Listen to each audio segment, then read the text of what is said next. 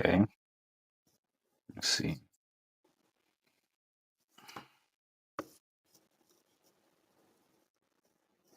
It's supposed to be live. Okay, good.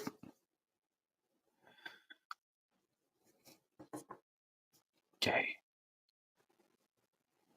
All right. I'm actually using Rumble Studio from my tablet tonight. That's why I'm not entirely used to this setup. The shutters are a little open. Hmm? All right, that's better. Hmm? All right. Well, I'm not going to take up too much of anyone's time here. I'm sure everybody and their grandma has been talking about that X feud, and I saw that coming. What's been 48 hours since what's his face first to like, oh, okay, it has to be said or whatever. Hmm. But anyway, so I'm going to try to be as brief as possible and keeping my thoughts straight because I have plenty of time to stew on this.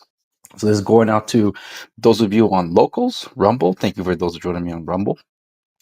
Locals. So that's why I'm going to try to keep it timed within the Locals stream requirements because this is for my Locals. And there are those of you that are tuning in also on YouTube. Thank you so much. So if anyone chimes in from Twitch, I'd appreciate it. By the way, I just saw that for the creators on Rumble Studio, we get direct our TMP.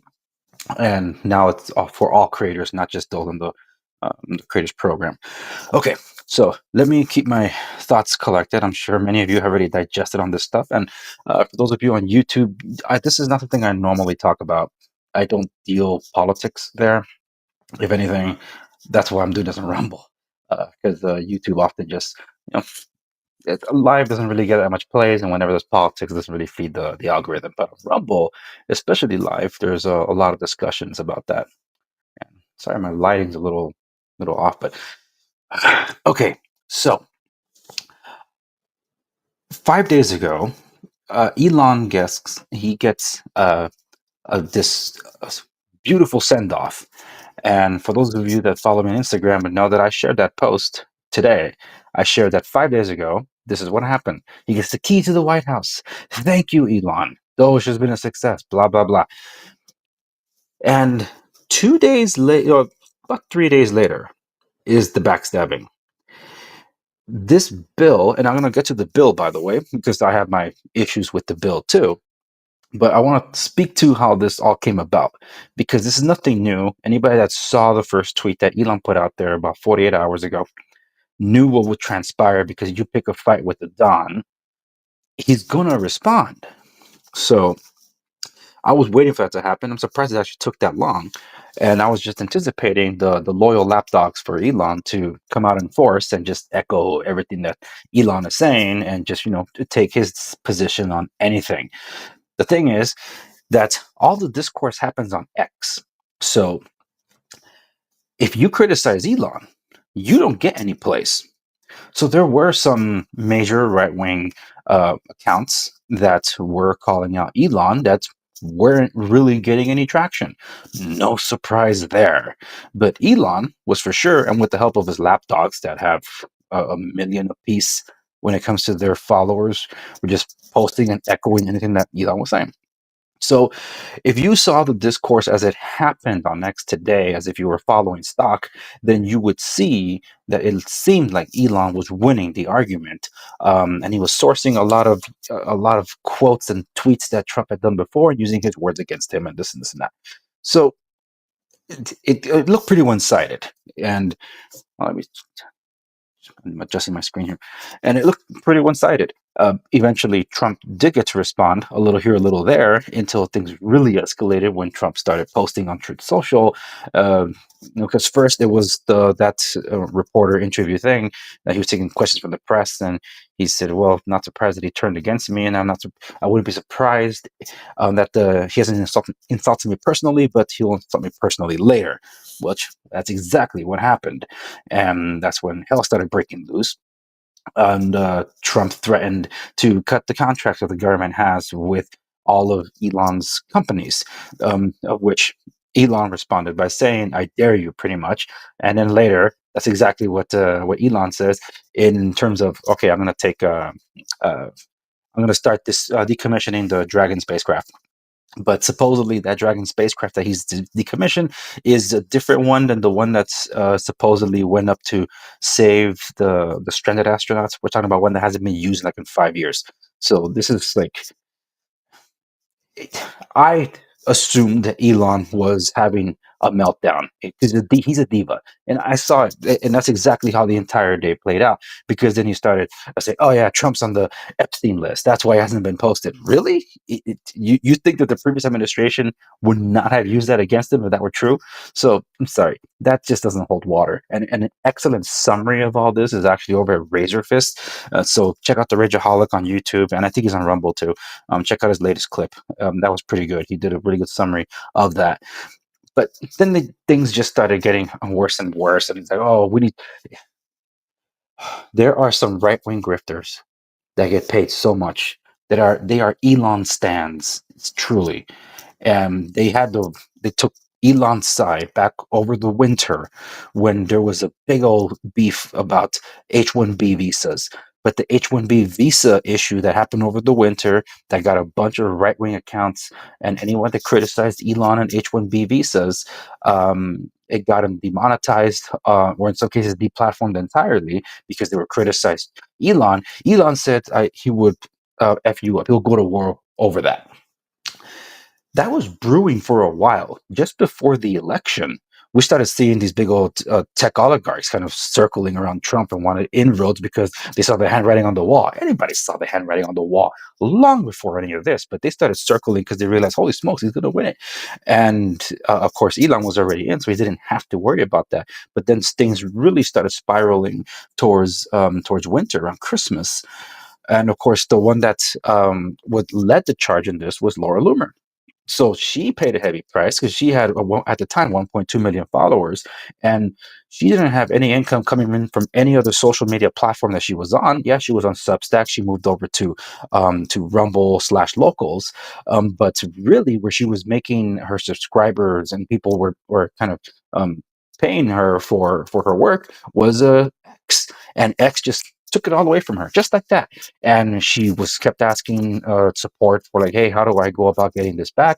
No one was responding, but a lot of the Elon lapdogs, like I think one of them was Adrian Dittman, he would hold her like on a shaming session over and over and over again for something that apparently she's done so many times, but it wasn't an issue until it was someone that Elon liked. So when it comes to free speech, and I said this when Elon bought Twitter. Look, I'm glad that the discourse changed on X with a little more free, but let's not kid ourselves. That's not why Elon per se bought X. He got a data mine. When you got one of the biggest town squares in the world, you have it right there. What started off as something sarcastic about the Babylon Bee, Elon ended up buying X, and he ended up getting this gold mine of data. And a lot of the discourse does still happen on X, despite how many people have left the platform. A lot of them came back anyway, because you cannot avoid X. Even when I left Twitter back in the day, I still had a private account. That's the one that I reactivated and made public to use for my _ Segovia, because I had it for a long time because the news was there. I'm across as many social media platforms as you can think of, but you just could not escape the gravitational pull of X. But what was the end goal of X? And when I said there's data here that's going to be used for, say, Starlink, it's going to be used for Neuralink, it's going to be used for AI, and eventually you get Grok. But one thing that Elon said that stood out to me among anything else is that he wanted to model X after the Chinese app called Weibo. So if you don't know what Weibo is, it's basically, some people just call it like the Chinese version of Twitter. Not so much. Over there, yes, all the discourse happens on Weibo, but if you know how the CCP works, they work on a social credit system. And Weibo has basically a banking system attached to it. Think of PayPal running through Weibo. And here's the CCP monitoring everything. your IDs, your access, your utility bills, all these different things. They basically all run through Weibo. That's why it's called the Everything app. Everything is through there. Your chat, your social media, your news, your payments. In some cases, people use it for. I don't know. They use it as email so much, but Weibo definitely is a communications tool. And if you're not on it, you're basically disconnected. So Elon's on record early on saying he wanted to turn X or Twitter that became X. He wanted to turn it into the Everything app. So this week, I'm one of those that got it on Android. I mean, on iPhone. XChat launched. So what's XChat? XChat's the competitor to WhatsApp. The DMs are still there, but now there's XChat, which is supposed to be built on the same infrastructure that Bitcoin is. Okay, fantastic. End-to-end encryption. Supposedly they can't spy on you. But Xmail and Xpay or X payments, it's supposed to also be in the works. So what's that? The PayPal idea, and Xmail being email. So now email communications, all your private communications, your DMs through socials, all your news is being run through there, and then you have AI. Not to mention whatever integration that could happen between this and say Tesla or Neuralink. So all of this to say that he is living up to his mission of turning X into the Everything app, and that's fine. Cool. Just know what you're getting into, though, because if you cross him, as was evident over the winter, you lose your livelihood like that, just like the CCP does it. So now you have this political discourse that just happened over the one big, beautiful bill, which I will touch on before I run out of time. But the big, beautiful bill. How could you have discourse if every single right wing account that's spoke out against Elon and paid a price just a few months ago is too afraid to speak out? Some people that I know, including friends of mine that have major accounts, over 1 million followers, they weren't even speaking all on anything for almost the whole day. And I knew exactly that was going to happen. For those of you that follow me on Instagram, you would know I was calling the play by play and the foreshadowing, especially when Elon opened his big mouth on X back then. How many followers does Elon have on X? Just to give you an idea, I think he's the most followed X account, if not one of the most followed X accounts. It's 220 million people. So when he first brought up his criticism about the big, beautiful bill, this monstrosity, this pork filled monstrosity, like, why didn't you mention it 5 days ago when you were getting this beautiful honorary send off from the White House and everybody was lauding you with praise and thanking you for your service there? Why did you say it then? You could have raised it there. The bill is nothing new, but you waited 3 days later to then seemingly stab Trump in the back? What the hell did you think was going to happen? You went up against the Don. I'm actually shocked that he waited about 48 hours before even responding to these criticisms. But as I mentioned, and I put it up on, and I'll pull up my Instagram feed just because a lot's happened today, not to mention all this nonsense, but this is what I posted on my Instagram for those of you that follow me on Instagram at the Andre Segovia. I shared this over to Parler as well. So the Andre Segovia over on Parler. I put, as I've said before, Elon is not and never has been MAGA. That's true. He's never been MAGA. He also doesn't understand the congressional procedure. Can't blame him on that one. A lot of people don't even know how that works either. He's for free speech unless you criticize him. And he doesn't know the difference between a budget bill and a reconciliation bill. So I'll touch a little bit on that as I'm closing out, okay? That being said, I'm split on the Build Back Better bill. I mean, the big, beautiful bill. Very few are talking about the disallowing of states to restrict AI. What the hell? That's infringing on the 10th Amendment. And also the contract being given to spyware company Palantir. That was, and I'll highlight what all that means there in a moment. So then after that, I posted how many people on the right with influence would be too afraid to speak out against Elon because he'll censor or deplatform them off X like he did over the winter. Almost all day. But you know who was speaking out? All those other right-wing grifters that are basically Elon stands. You have idiots like Ian Miles Chong. I don't know how the hell this fool has so much influence in the political sphere when the dude lives in Malaysia and as far as I understand, has never set foot in America. What the hell is he doing starting a discourse? And what does this fool do? He goes out to call for the impeachment of Trump? Shut the hell up, Ian. Dude, seriously? And what does Elon do? Yep, get Trump impeached.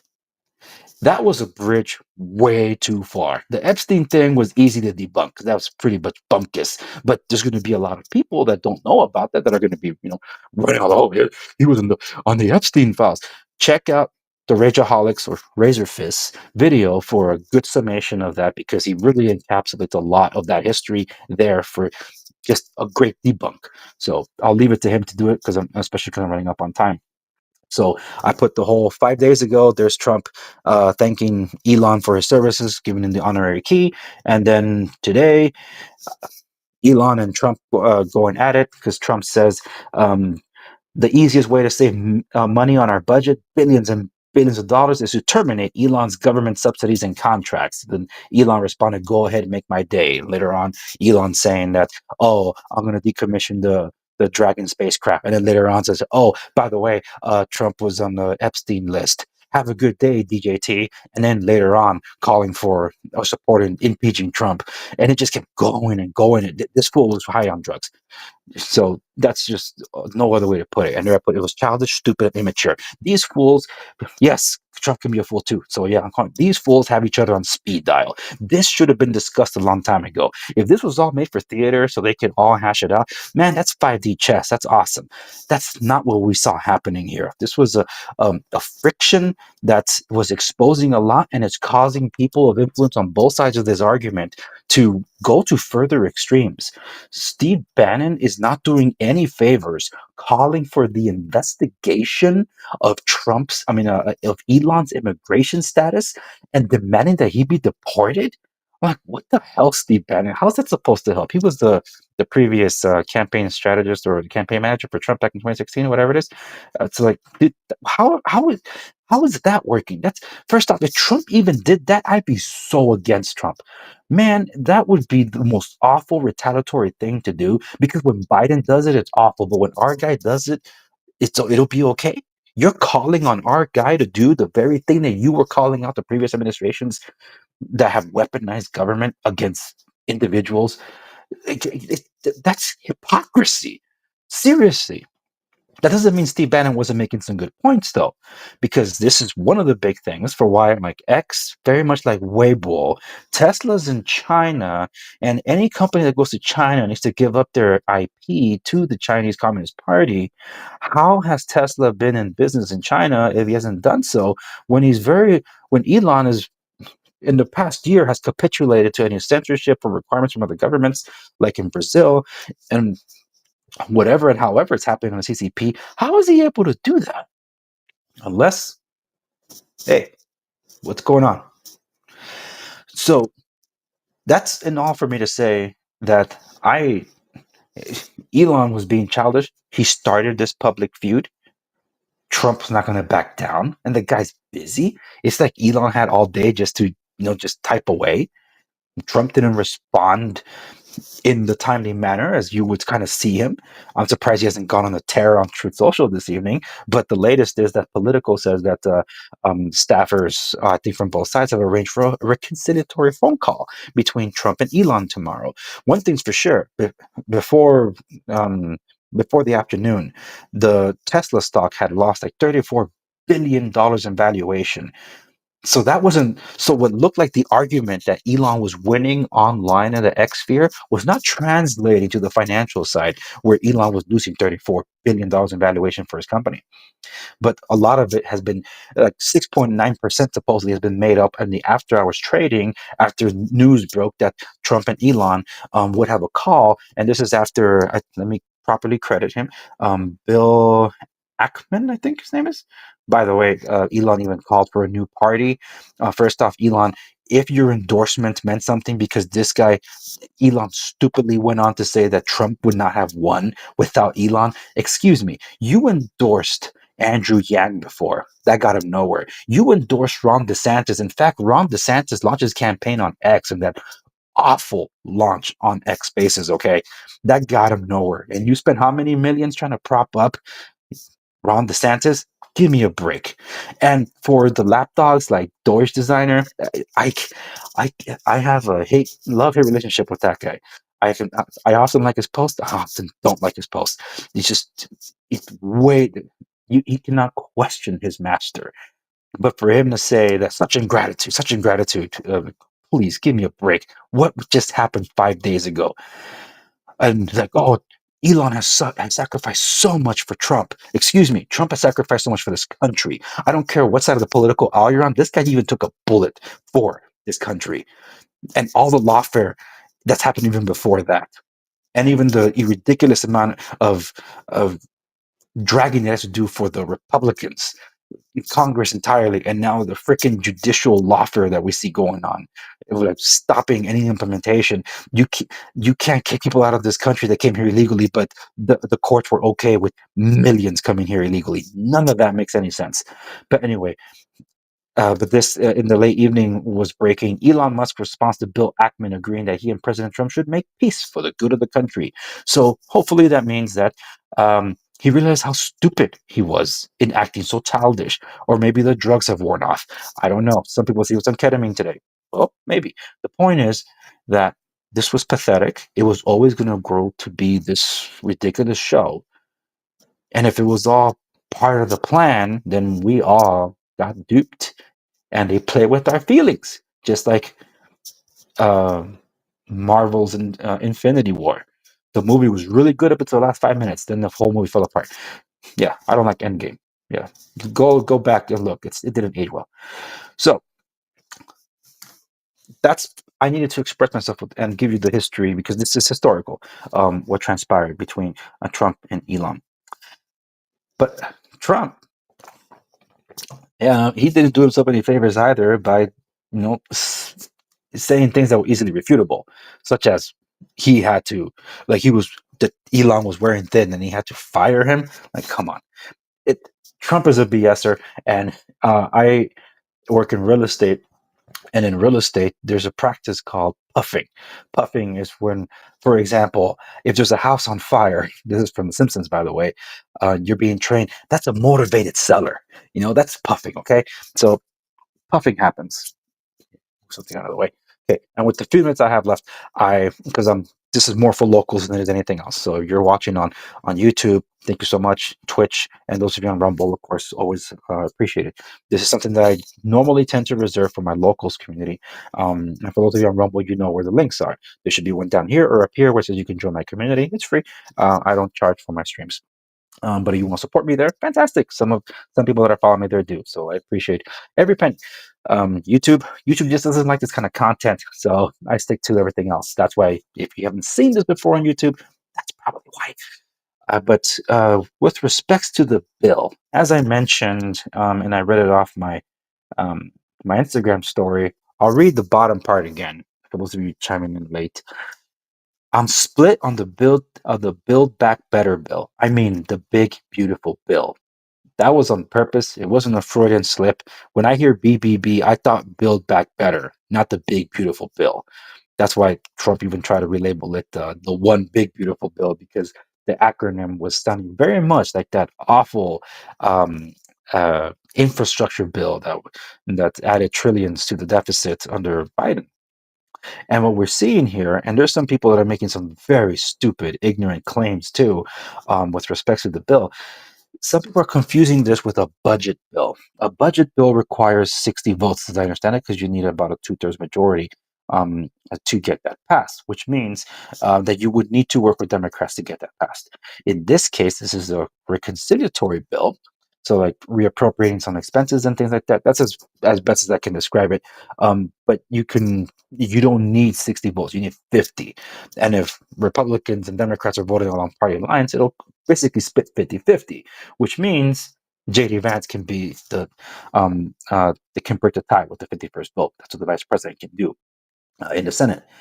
But there's confusion about this because Elon called this out for saying it's pork infested bill. So people have been running with the pork, but they can't really point to what the pork is. That doesn't mean there aren't things in here that I like because there are things that I like, and there's a lot of things that I don't like. So some people would listen to Rand Paul, someone that I respect, but he hasn't presented any solution either. And then, of course, the libertarians' hero, Thomas Macy, or Massey, however you want to pronounce his last name. Here's someone that's also, I feel, is grandstanding. He hasn't presented any solutions whatsoever, but he always take a principled stand and really not go anywhere. But the libertarians love using him as as prop him up as a hero. But what really is the issue here, especially when some people are saying, we got to slim this down. There's some people, and this is what they claim, that because the electric vehicle mandates had, they just stripping that away, so no more tax credits to get EV, that's one of the reasons why Elon Musk was against this. And it looked like that's what Elon Musk was responding to as a bit of a, hey, that hurts my business kind of thing. Um, and he was already upset about the tariffs, so that was already hurting his business on that side too. And supposedly Trump had already made an exception on that, and some people say, "See, he's Trump's capitulating to to Elon." There's no winning here, okay? So with how do I explain this part?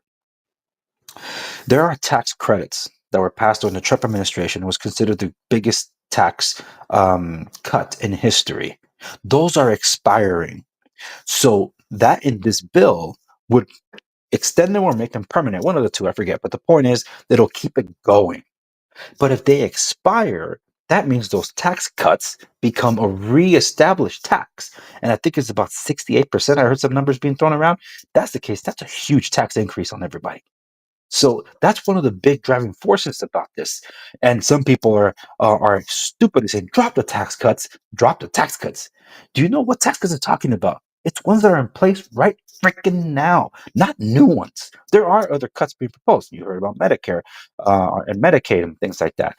It, some reappropriation of funds and to restrengthen our border, all those things sound fantastic. But the big concern a lot of people were complaining about was the increase in the debt ceiling.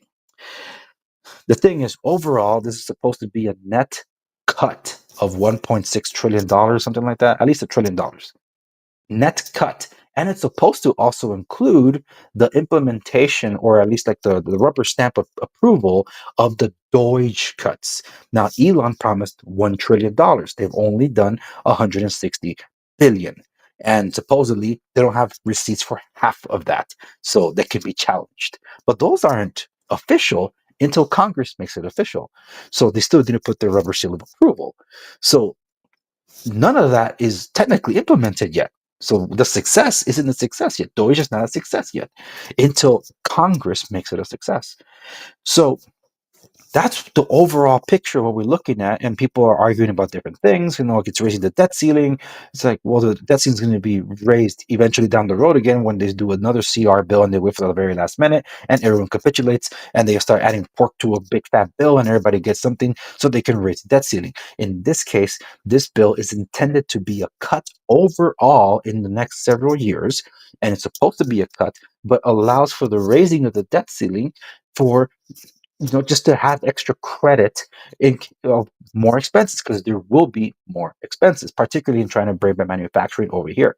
So that's the overall argument about all this. I'm a little split on all that, but the big red flag about all this is that nobody's talking about the spyware company Palantir, the contracts that they're getting, and how much of our data is going to be managed by this private, I think, military company. It's like, dude, all you gotta do is add those things to drones, and you get the scenario from Captain America: Civil War. Literally, you get these hovercrafts that can be used against this kind of thing, like the extreme case, right? What I'm saying is, you're gonna have a company that's gonna have that much access to our data. That's insane. By the way, for those of you on locals, I have only a few seconds left, so it's about to be timed out. I'm supposed to wrap up too, so I'm just going to start winding it down. But for those of you on locals, it's about to cut off, so I just recommend jump over to Rumble. We'll be continuing, or on YouTube, your choice. But for those of you still watching on Rumble, YouTube, and Twitch, I'm going to continue here for a few more minutes as I wrap up my thoughts. But locals, thank you so very much. The more of you that sign up for locals, the longer streams I'll be able to do. So more than just 30 minutes. That's where it's capped. So I appreciate you all. And remember to follow me across socials. So to Rumble, YouTube, Twitch, I'm going to wrap up here in a few minutes. So let me share with you all about my biggest concerns. Palantir, the spyware contracts that they have. I don't know all the details, but that's the one that I think even Marjorie Taylor Greene, someone I don't like at all, she was regretting her vote for this bill because that was added in at the very last minute. That, along with this other thing where the states will not be allowed to restrict artificial intelligence. The federal government is stripping away a right from the states to be able to restrict artificial intelligence. That's an assault on the 10th Amendment. So, like, hold on, wait, what's going on here? That doesn't sound right. Remember, it was a Republican president, considered a conservative at the time, George W. Bush. And it was a Republican controlled Congress that helped get us the Patriot Act. I was opposed to it since the very beginning. Back then, my show was political. Now it's not. But the point is, back then it was a newsletter and things like that. I'm on the record being against the Patriot Act from the very beginning. It's like, this is going to be used against Americans. And so it has. And now we're seeing this moment. We're like, hold on, we're going to give a private, what I believe a military spyware company access to all this data of American citizens. Dude, it really screams. That's, for those of you that's seen it, Captain America: Civil War. Quite literally. I mean, not Civil War, but the um, Winter Soldier. Winter Soldier. The concept that there's an AI that is calculating the behaviors of individuals based on all the knowledge that it has, and these hovercrafts will be eliminated potential future threats. Okay.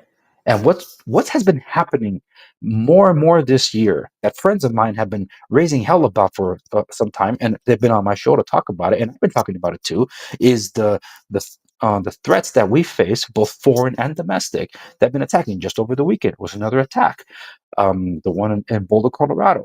Before that, not too far from where I am, the Palm Springs attack, and not to mention what happened on January 1st this year. Two attacks at the same time, seemingly unrelated, but the point is they're attacks nonetheless. Wouldn't that, and I brought this up on my show November last year when I had Sal O'Fallon from Asians for Liberties and Michael O'Fallon, her husband, from Sovereign Nations. And I was on the record and saying, hey, look, I know he's wearing my jersey. That's my team. He's who I voted for. But I wouldn't be surprised that it's a conservative president or Republican president that passes well-intended things that are then weaponized against Americans in the name of our security. We give up our freedom for security, supposedly, because we do out of fear. So that is all to say that this is a dangerous thing in seeing Palantir and in seeing how much we want to give an influence to AI. And look, I also get it. Okay, it's not lost on me. And I had I had a meeting today. It was an event that I attended to, but it was an impromptu thing with several individuals from the Epoch Times. Hold on. Sorry, I hope that didn't come in too loud. Okay, well, so from the Epoch Times, and it was like a bit of a discourse on CCP, but before that, I got to talking. It's like that thing that's going on, with both the bill and between Elon and Trump. And when we were kind of getting everything else going, we all agree. It's like we don't like where it's going with AI, but at the same time, do we really want China to have it all? Because they're going to get it no matter what. And say what you will or think of what you will about him, Andrew Torba has been trying to push that at the forefront. That's why there's Gab AI, and there's a bunch of models over at Gab AI that you can use. Almost all the models that are available out there, you can get through Gab AI. And I understand the perspective because he was one of those at the forefront too, to get it out there. Because why just let the enemy or people that have malicious intent with AI? Why just let them have it? You want to be able to have something that could offset that. And AI, I use AI. I use it quite often on my show. It helps me a lot. It's a double-edged sword. You just got to know how to use it. So that's all to say that that's the thing that bothers me the absolute most. No one's going to agree on the math of this one big, beautiful bill. No one's going to agree.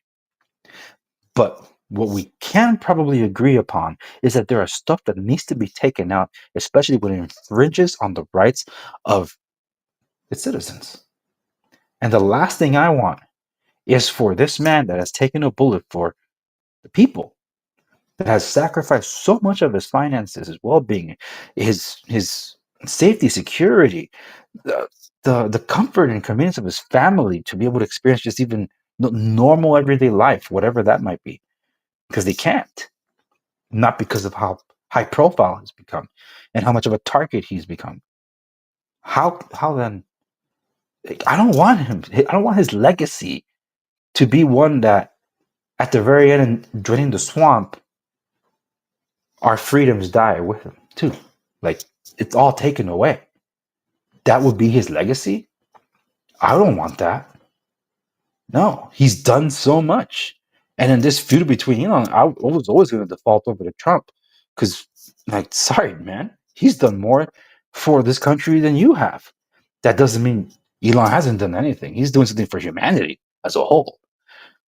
So, yeah, that's the long and short of that. It's just, uh, I hate seeing it, and it looks like they might have a kiss and make up session on Friday, if politicals to be believed. We'll just see how that goes, because even Trump kind of teased about it when he was asked about it in a question. He's like, we're just gonna have a private conversation later," and that was it. That's all he said. And then later on, Bill Ackman makes that post that, for the better of the country, these two should, they're stronger together instead of being separated, which is true. Which is true.